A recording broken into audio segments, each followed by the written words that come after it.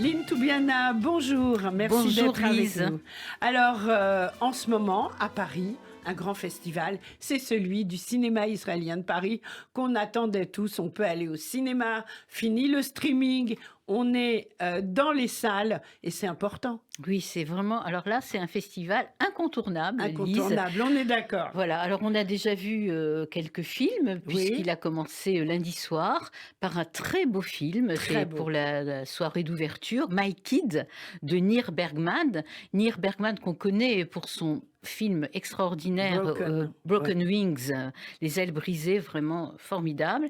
Alors, ce film, il faut dire que My Kid, il sort le 22 décembre. Et donc, on va en reparler. Bien sûr. Et Nir viendra en studio, il me l'a promis. Formidable. Ça va être incroyable. C'est un film d'une telle émotion Ah oui. que vraiment à C'est une histoire découvrir. folle, hein, cette histoire de My Kid, une histoire d'amour fusionnel Oui, entre un père et son fils autiste qui a environ 17 ans, je crois. Et ce père refuse de mettre son fils dans une institution et l'emmène en voyage à travers Israël Israël. jusqu'à Eilat. Voilà, c'est une sorte de road movie. Oui. Mais on sans dévoiler la fin, cette fuite éperdue trouve finalement une issue totalement inattendue et libératrice pour le père comme pour le fils. C'est un film bouleversant, magnifique, avec deux acteurs incroyables. Alors, je pense qu'il faut les nommer.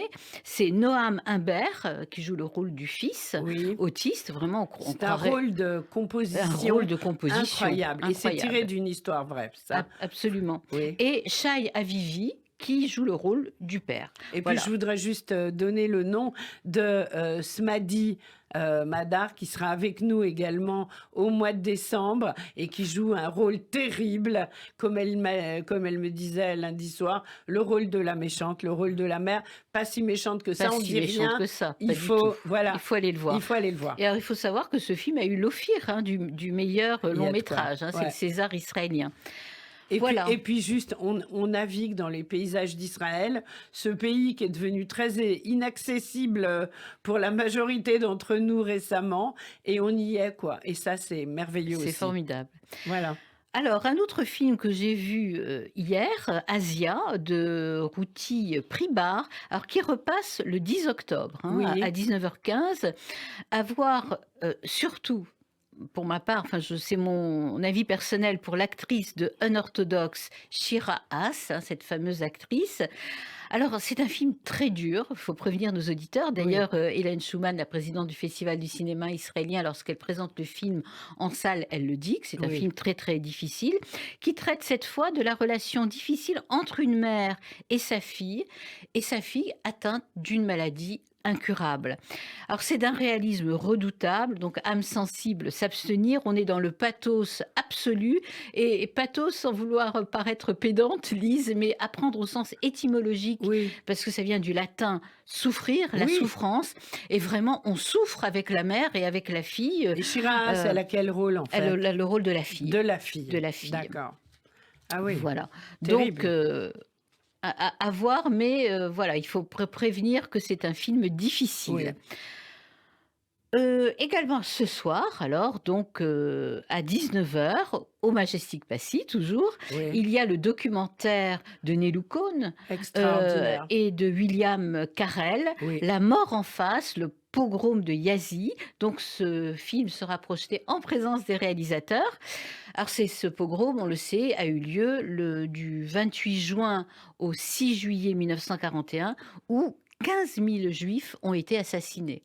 Alors, dans ce film, on voit rien et on voit tout. Je crois que vous serez d'accord avec moi. Tout à fait. C'est un documentaire. On va dire que Nelou Cohn a réalisé sur place en expliquant ce qui s'était passé. Nelou, il nous l'expliquera ce soir. Il a grandi avec ça parce que sa mère a été une des témoins de ce pogrom et épouvantable. Et dès sa naissance, il en a entendu parler. Il a voulu aller plus loin. Il a fait des recherches et on ne peut que l'encourager. Il faut absolument aller voir ce monument sur un fait historique trop peu connu. Tout à fait. Alors, il y a un autre film Où est Anne Frank, un Oui, film d'animation de Harry Folman, on le sait, le réalisateur de Valse avec Bachir. On en avait déjà parlé parce qu'il est passé à Cannes, hein, il a exact. été présenté hors compétition. Alors il passe le 10 octobre à 16h45 et c'est à destination également du jeune public, hein. Oui, Et c'est un film, c'est un dessin, enfin, oui, animation, dessin c'est un animé, film oui. d'animation, tout à Oui, fait. oui. Et il sort le 24 novembre, donc très prochainement, on aura aussi l'occasion d'en D'en reparler, reparler. bien Voilà, sûr. c'est une sorte de conte noir, hein, très noir évidemment, sur le pouvoir de l'imaginaire comme remède à l'horreur. Et Harry Folman a eu vraiment la bonne idée, hein, de scénario d'incarner le personnage de Kitty. Kitty, on le sait, C'est le Lise, journal, bien sûr, c'est le nom que Anne avait donné à son à journal. son Son ami, ami imaginaire. à son ami imaginaire, exactement. Et cet ami, Kitty, part à la recherche d'Anne Frank. Alors, il faut savoir que Harry Folman rapproche, et ça c'est un peu contestable et ça va être sujet, je pense, à débat, Oui, il rapproche la tragédie de la Shoah avec le sort des réfugiés, des migrants clandestins actuels. Donc il y a une d'accord. sorte d'analogie entre passé et présent qui est tout de même, à mon goût, un peu problématique. Mais Oui, je on en comprends très bien. reparlera. Ben oui, bien sûr. En tous les cas, à voir dans le cadre du festival du cinéma et puis israélien et en parler, bien entendu. Pour finir, Oui. le film qui clôt le festival, c'est un film musical, donc qui est projeté le 11 octobre, qui s'appelle Raymond El Bidaouia, Oui, de Yael Abekassis. Yael Abekassis, qu'on connaît bien, c'est la star israélienne, l'actrice formidable de Kadosh, oui, bon, de Va-vie et devient, bien etc. sûr. Et c'est un film, figurez-vous, Lise, Oui. sur sa mère. Ah Sur oui, sa mère, surnommée la Perle orientale. Et sa mère, ça, je ne le savais pas, je l'ai découvert. Là, c'est vraiment une grande figure de la chanson marocaine. Elle sera présente également avec Yael Abekassis. elles vont chanter, Voilà. non? Et elles vont chanter, on va écouter cette diva du Shabi. On écoute.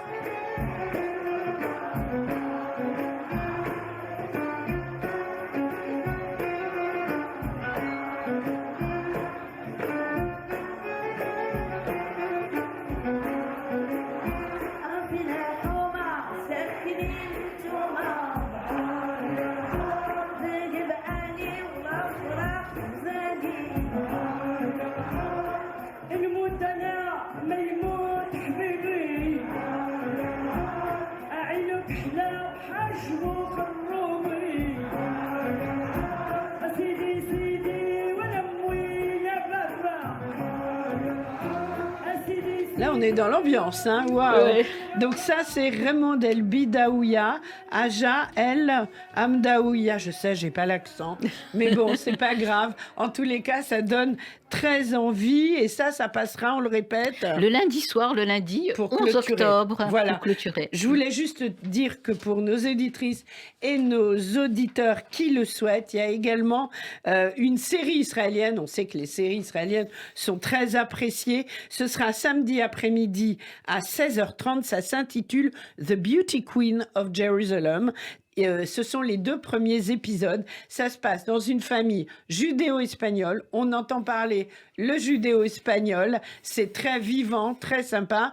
Et les 2 premiers épisodes seront suivis d'une dégustation de Borekas. Ça ne s'invente pas. Là, oui. Voilà. Il y a On Kélem va y Schumann pour courir. faire des choses comme ça.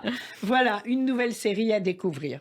Alors maintenant, l'actualité du cinéma en général. Lynn? Oui, alors j'ai à donner 5 conseils, hein, de films. Alors d'abord, je commencerai par le film d'époque Eugénie Grandet de Marc Duguin avec Joséphine Japy, Olivier Gourmet dans le rôle du père Grandet, il est sublime, Ouais. Valérie Bonneton.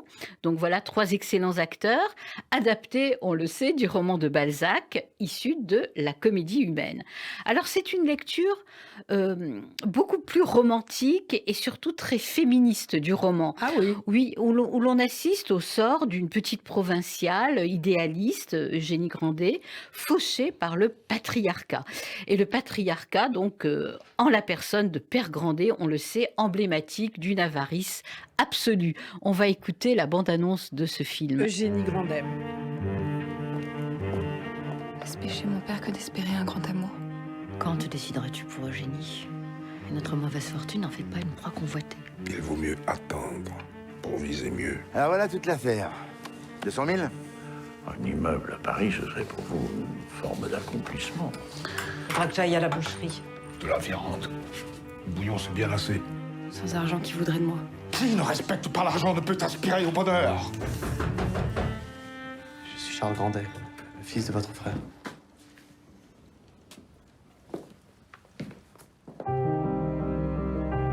Si vous le souhaitez, cet après-midi, je vous emmènerai voir le pays. Volontiers. Vous n'avez jamais quitté ces lieux. Parce que vous croyez qu'on m'y autorise? Je vous montrerai Paris un jour. Enlevez-vous tout cela de la tête. Et puis tu le connais à peine. On jase beaucoup en ville sur la façon dont vous traitez votre fille. Est-ce que l'idée d'avoir à payer une dot vous arrache le cœur? Pas un liard ne sortira de ma poche pour acheter un mariage à ma fille. Il a fallu que vous sortiez avec mon neveu pour faire courir les rumeurs les plus folles dans son mur. Elle va devoir partir. Tu ne le verras plus jamais. Il te veut pour lui seul. Il est de bon ton de ne rien attendre pour une femme, si ce n'est la volonté des hommes, de tous les hommes. Qui ne veut pas d'un mari non plus. Aucune société n'acceptera de fréquenter une femme seule. Croyez-vous que j'en ai besoin de cette société? Mais qu'est-ce que vous allez faire? La bande-annonce du nouveau film Eugénie Grandet, Lynn Toubiana. Oui, c'est vraiment... Alors, vous connaissez le fameux proverbe italien « traduttore traditore », donc traducteur celui qui trahit. Oui. Et là, vraiment, on peut dire que c'est une très belle trahison. Ah Parce oui. parce que c'est assez infidèle. La fin du film ne correspond pas du tout à la fin du roman. Là, le sort de cette Eugénie Grandet est finalement très heureux et émancipateur. Voilà, donc... Ce qui n'est pas le cas dans le roman. Alors, c'est un film avec une très belle photographie, vraiment magnifique. On a l'impression que chaque plan est un tableau. Et bon, la mise en scène est un peu académique, mais ça reste quand même un film passionnant. Voilà. D'ailleurs, à ce propos, on attend avec impatience l'adaptation d'un autre roman de Balzac, Les Illusions perdues. Ah oui, c'est pour quand, ça? De Xavier Giannoli. Je pense que c'est d'ici une semaine ou 2 semaines. Oui, tout à fait. On en reparlera, Aline, bien Oui. sûr. Donc c'est bien, la littérature française à Voilà. l'honneur avec Moi, Balzac. j'adore vraiment les adaptations à l'écran quand elles sont réussies comme ça. Bien sûr. Alors, un autre film. De Régis Sauder. Alors, Ah non, pas tout de avant suite. autre chose, d'accord. On va parler de Cigare au miel de Camille Aynouz avec Zoé Adjani et Amira Kazar. Donc après l'histoire d'Eugénie Grandet, c'est l'histoire de Zelma. Zelma qui a 17 ans et qui grandit au sein d'une famille berbère et laïque, mais qui souffre aussi du patriarcat. Alors ce fameux patriarcat, il en prend plein sacré coup, oui. Il en prend un sacré coup dans les films en ce moment. Et donc du patriarcat familial. Et là aussi, il s'agit d'un récit d'apprentissage, d'émancipation. C'est un peu le pendant féminin d'un film dont nous avions parlé la dernière fois, Lise, une histoire d'amour et de désir de Leïla Bouzid. C'est un peu le pendant féminin, voilà, cette histoire d'oppression sociale sur le désir et la sensualité. Alors, vous parliez tout à l'heure de Borékas. Là, il y a une très belle scène dans ce film de Cigare au miel que roulent des femmes berbères, hein, qu'elles préparent et qui donnent envie de se précipiter sur la première pâtisserie orientale. Alors, d'autres films, avant de parler de J'ai aimé y vivre là, 2 autres conseils. Flag Day de Sean Penn, avec Sean Penn et Dylan Penn. Sean Penn qui opère, on peut dire là, un retour plutôt réussi après un échec cuisant ces dernières années. Alors, c'est inspiré de l'histoire vraie de Jennifer Fogel, qui est journaliste. Et c'est l'histoire d'amour, on peut le dire, entre un père et sa fille. Et un père hors norme, braqueur de banque, faussaire, un père voyou, quoi, en un mot, mais excessivement charismatique. Voilà. Les Intranquilles de Joachim Lafosse avec Leila Bekti et Damien Bonnard. C'est sur l'amour, cette fois, entre un mari bipolaire ou maniaco-dépressif, je ne sais pas comment on appelle maintenant cette maladie, et sa femme naturellement éprouvée par les troubles de son conjoint. Et on va terminer par ce documentaire. Alors, j'ai aimé Vivre là de Régis Sauder. Oui, de Régis Sauder et Annie Ernaux. Alors là, c'est vraiment une déclaration d'amour un peu paradoxale par les temps qui courent de l'écrivain d'Annie Ernaux à sa ville de Cergy-Pontoise, Ah une oui. ville de la banlieue parisienne. Hein. On est très loin là. mais oui. Voilà, c'est la ville nouvelle qui a été construite dans les années 70. Et là, c'est vraiment une déclaration d'amour de la ville et des gens de cette ville dans leur diversité. Et on est à milieu de Bac Nord et des quartiers nord de Marseille Mais oui. avec cet hymne à la banlieue, à une banlieue paisible et riche d'humanité. Bon, on va écouter la bande-annonce peut-être. Oui, Oui. si on a le temps, Ah bien sûr. non, apparemment, on n'a pas la bande-annonce, mais ce n'est pas grave. Moi, je voulais en profiter, peut-être enchaîner sur un film qui ne sera pas dans les salles, parce que c'est malheureusement ce qu'on appelle un film de la pandémie, un film, Oui. voilà, mais qui s'appelle Trop d'amour, que vous avez peut-être vu Oui. avec Francky Valak, qui sera mon invité le 12 octobre avec son papa, sur une famille ashkénaze qui parle yiddish avec la grand-mère, et ça va Super. passer en boucle sur Canal+, plusieurs fois, je crois, à partir du 15 octobre. Donc, on en reparlera. Voilà. Je ne sais On pas. n'a jamais assez de trop d'amour. Hein. On n'a jamais assez. Alors, Bon, bon. voilà. Ben, écoutez, en tous les cas, Cherline, merci beaucoup pour tout cela. Et on se retrouve avec encore plus d'infos. Et puis, on donne rendez-vous à tout le monde au Festival du cinéma israélien jusqu'à lundi. Allez-y, soyez nombreux. Il y a une superbe programmation. On tape Festival du cinéma israélien de Paris 2021. On tombe sur le lien. Et là, on a tout le programme. Voilà, au Majestic Passy. Au Majestic Passy, bien entendu. Bon, ben, Lynn, merci beaucoup. Et puis, je crois qu'on a la bande-annonce, nous dit Serge. Ben, bon. alors, on redit Alors, ça un vaut mot le très coup. vite. C'est de la bande-annonce du documentaire. Du documentaire, j'ai aimé vivre là, de Régis Sauder et Annie Ernaux, avec les textes d'Annie Ernaux. On écoute. Aujourd'hui, pendant quelques minutes, j'ai essayé de voir tous les gens que je croisais, tous inconnus. Il me semblait que leur existence, par l'observation détaillée de leur personne, me devenait subitement très proche, comme si je les touchais. Comme si je les touchais. Si je poursuivais une telle expérience, ma vision du monde et de moi-même s'en trouverait radicalement changée.